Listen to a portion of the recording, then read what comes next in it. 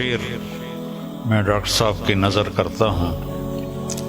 مضت الدہور فما اتین بمثلہ لما اتا فعجزنا عن نظرائہ.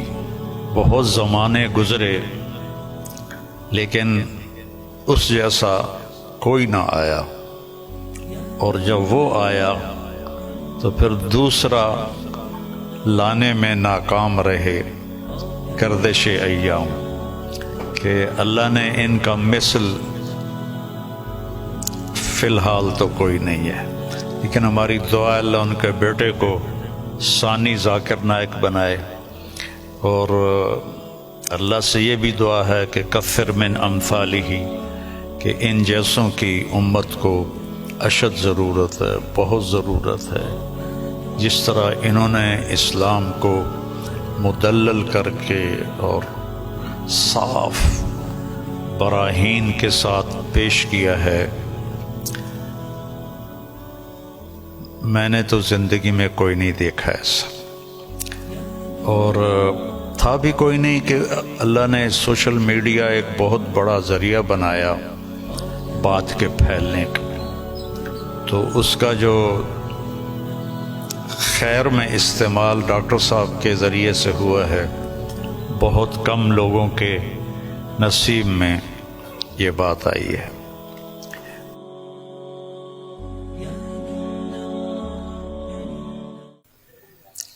ہم سب ڈاکٹر ذاکر نائک صاحب دامت برکاتہم کی کے استقبال میں یہاں جمع ہوئے ہیں، اور مجھے میزبانی کا شرف اللہ نے بخشا ہے. اللہ تعالیٰ نے ان کو جن صفات سے نوازا ہے وہ بتانے کی محتاج نہیں ہیں. میرے ذہن میں ہمارے درس کی ایک کتاب ہے متنبی، ایک شاعر تھا ابو الطیب متنبی، اس کا ایک شعر میں ڈاکٹر صاحب کی نظر کرتا ہوں، اور یہ اس کے پہلے قصیدے کا ہے، جو پہلا قصیدہ ہے. مضت الدہور فما اتین بمثلہ لما اتا فعجزنا عن نظرائہ. کہ بہت زمانے گزرے لیکن اس جیسا کوئی نہ آیا، اور جب وہ آیا تو پھر دوسرا لانے میں ناکام رہے. گردش ایام. تو یہ شعر اب میں نے 1974 میں متنبی پڑھی تھی، تو ان کی برکت سے شاید کوئی میری یادداشت بھی ٹھیک ہو گئی، تو مجھے یہ شعر اچانک یاد آیا کہ اللہ نے ان کا مثل فی الحال تو کوئی نہیں ہے، لیکن ہماری دعا اللہ ان کے بیٹے کو ثانی ذاکر نائک بنائے، اور اللہ سے یہ بھی دعا ہے کہ کثر من امثالہ، کہ ان جیسوں کی امت کو اشد ضرورت ہے، بہت ضرورت ہے. جس طرح انہوں نے اسلام کو مدلل کر کے اور صاف براہین کے ساتھ پیش کیا ہے، میں نے تو زندگی میں کوئی نہیں دیکھا ایسا.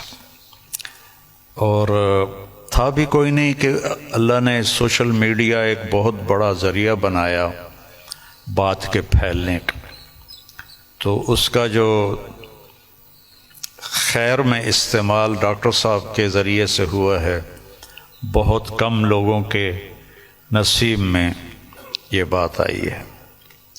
اور اصل ہے اللہ کی قبولیت. ڈاکٹر صاحب کی اردو بھی کمزور ہے، چونکہ اردو ان کی لینگویج نہیں. آپ کی کیا لینگویج ہے مدر لینگویج؟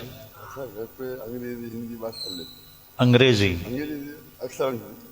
لیکن ویسے آپ بمبئی کے ہیں؟ جی ہاں بمبئی کے، تو ہندی بات کر لیتے. ہاں، لیکن تعلیم ہوئی انگریزی میں. تعلیم انگریزی میں ہوئی ہے نا، تو اردو کمزور ہے، عربی لہجہ کمزور ہے، لیکن قبولیت بہت اعلیٰ درجے کی ہے. تو نہ کالی کو دیکھے نہ گوری کو، پیا جس کو چاہے سہاگن وہی ہے۔ تو یہ وہ اللہ کی پسند ہے، نہ کالی کو دیکھے نہ گوری کو دیکھے، پیا جس کو چاہے سہاگن وہی ہے۔ تو یہ اللہ کا انتخاب ہے، اللہ تعالیٰ نے ان کو اس کام کے لیے چنا۔ ڈاکٹر ہیں اور ڈاکٹری کرتے، پیسہ کماتے، مر جاتے، کون جانتا۔ لیکن انہوں نے من ترک شیئا للہ عوضہ اللہ خیرا منہ، جو اللہ کی رضا کے لیے کسی چیز کو چھوڑتا ہے تو اللہ اس کو اس سے بہتر چیز عطا فرماتے ہیں۔ تو یہ ہم اپنی آنکھوں سے دیکھ رہے ہیں، اور اللہ تعالیٰ ان کی صحت، ان کی عافیت سلامت رکھے، تاکہ یہ اسی طرح اللہ کے دین کا کام کرتے رہیں اور دعوت اسلام دیتے رہیں۔ تبلیغ کا کام تو ہے تذکیر، نصیحت، کیونکہ ہم مسلمانوں میں کر رہے ہیں، ہم غیر مسلموں میں نہیں کرتے۔ ڈاکٹر صاحب کو اللہ نے توفیق دی کہ انہوں نے اہل باطل کو، اہل کفر کو اللہ کی طرف بلایا، اور کتنے لوگ ان کے کھاتے میں اسلام لائے، یہ تو قیامت کے دن نہیں پتہ چلے گا، اور ان کو تو پتہ بھی نہیں ہوگا، لیکن اللہ کے پاس تو ساری گنتی موجود ہے۔ اور لَأَن يَهْدِيَ اللَّهُ بِكَ رَجُلًا وَاحِدًا خَيْرٌ لَكَ مِنْ حُمْرِ النَّعَمِ یا خَيْرٌ لَكَ مِمَّا طَلَعَتْ عَلَيْهِ الشَّمْسُ، ایک آدمی کا تیرے ذریعے سے ہدایت پہ آ جانا، ہدایت تو اللہ دیتا ہے، نبی بھی نہیں دے سکتے، ایک آدمی کا تیرے ذریعے سے ہدایت پہ آ جانا پوری دنیا کے مل جانے سے بہتر ہے، پوری دنیا۔ تو بس یہ میں تھوڑا سا چاہتا تھا کہ جو کہ یہ میرے مہمان بنے ہیں، لیکن تھوڑے سے کلمات ڈاکٹر صاحب کے بھی ہم سننا چاہتے ہیں۔ الحمدللہ والصلاة والسلام علی رسول اللہ وعلی آلہ وصحبہ اجمعین، اما بعد، ومن احسن قولا ممن دعا الی اللہ وعمل صالحا وقال انی من المسلمین، رب اشرح لی صدری ویسر لی امری واحلل عقدۃ من لسانی یفقہوا قولی۔ میرے محترم مولانا طارق جمیل صاحب، میرے محترم مشائخ، میرے بزرگوں اور میرے بھائیوں، السلام علیکم ورحمۃ اللہ وبرکاتہ۔ جیسے کہ مولانا صاحب نے فرمایا کہ میری تعلیم انگریزی میں ہوئی ہے، تو ظاہر ہے کہ اس اردو تقریر میں غلطیاں ہوں گی، تو امید رکھتا ہوں کہ آپ اس غلطیوں کو نظر انداز کریں گے۔ الحمدللہ میں کئی سالوں سے پاکستان آنے کی تمنا رکھتا تھا، کئی سالوں سے، اور اللہ نے اسے اب پورا کیا۔ 11-12 دن پہلے میں پاکستان میں آیا الحمدللہ، اور آج میں لاہور شہر میں آیا، اور میری تمنا تھی کہ مولانا طارق جمیل صاحب سے ملوں۔ ملاقات پہلے ہو چکی تھی ان سے، مکہ میں ملاقات ہوئی تھی، لیکن اپنے شہر میں ملنے کا کچھ الگ لطف ہے۔ الحمدللہ آج مجھے بہت خوشی ہو رہی ہے، اور جب میں پاکستان میں آیا تقریباً 11 دن ہو گئے، مجھے بہت خوشی ہو رہی جو جذبہ پاکستانیوں کو دیکھ کے۔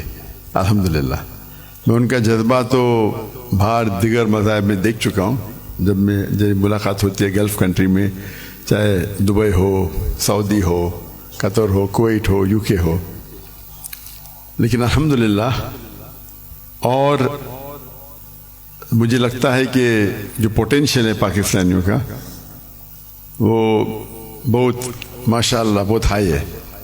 اور پاکستان ایک واحد ملک ہے پوری دنیا میں جو اسلام کے نام پہ الگ ہوا، واحد ملک۔ تو ہمیشہ پاکستان سے امید رہتی ہے، اور